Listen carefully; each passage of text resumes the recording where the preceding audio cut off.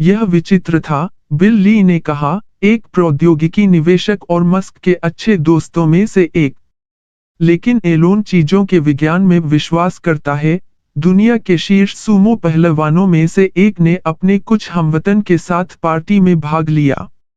महल में एक अंगूठी स्थापित की गई थी और मस्क का सामना चैंपियन से हुआ। वह 350 पाउंड का था और वे जिगली पाउंड नहीं थे, मस्क ने कहा। मैं पूरी तरह से एड्रेनालाइन की दौड़ में चला गया और उस आदमी को जमीन से उठाने में कामयाब रहा। उसने मुझे वह पहला राउंड जीतने दिया और फिर मुझे हरा दिया। मुझे लगता है कि मेरी पीठ अभी भी खराब है।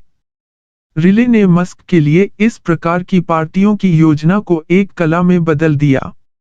वह 2008 में मस्क से मिली, जब उनकी कंपनियां ढह रही थीं।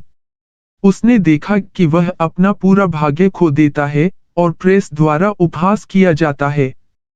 वह जानती है कि इन वर्षों का दंश बरकरार है और मस्क के जीवन में अन्य आघातों के साथ संयुक्त है, एक शिशु पुत्र की दुखहानि और दक्षिण अफ्रीका में एक क्रूर परवरिश, एक प्रताड़ित आत्मा बनाने के लिए। मस्क के काम से भाग जाने को सुनिश्चित करने के लिए रिले ने बहुत अधिक प्रयास किया है और यह अतीत उसे ठीक नहीं होने पर तरोताजा महसूस कराता है। मैं उन मजेदार चीजों के बारे में सोचने की कोशिश करता हूं जो उसने पहले नहीं की हैं, जहां वह आराम कर सकता है, रिले ने कहा। हम अब उसके दयनीय बचपन की भरपाई करने की कोशिश कर रहे हैं। रिले के प्रयास जितने वास्तविक रहे होंगे, वे पूरी तरह से प्रभावी नहीं थे।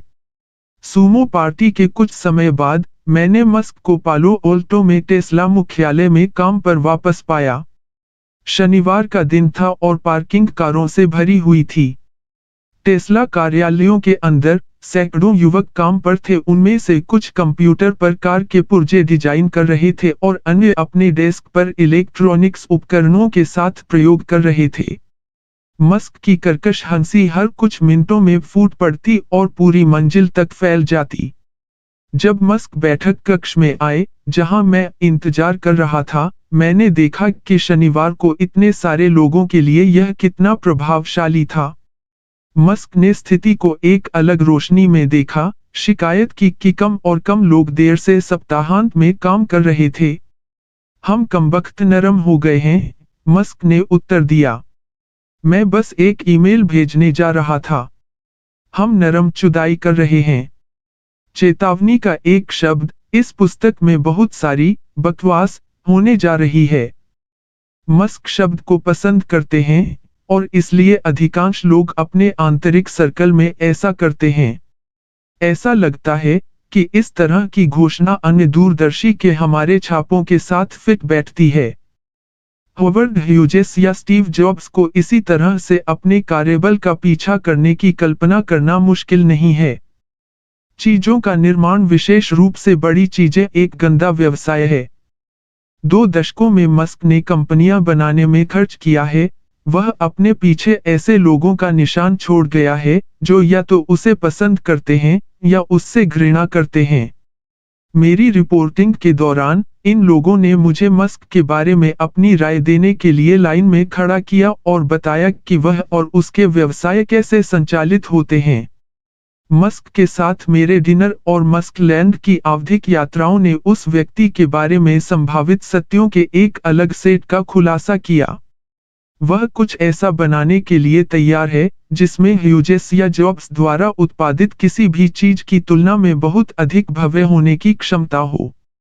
मस्क ने एयरोस्पेस और ऑटोमोटिव जैसे उद्योगों को ले लिया है जिन्हें अमेरिका ने छोड़ दिया है और उन्हें कुछ नया और शानदार बना दिया है।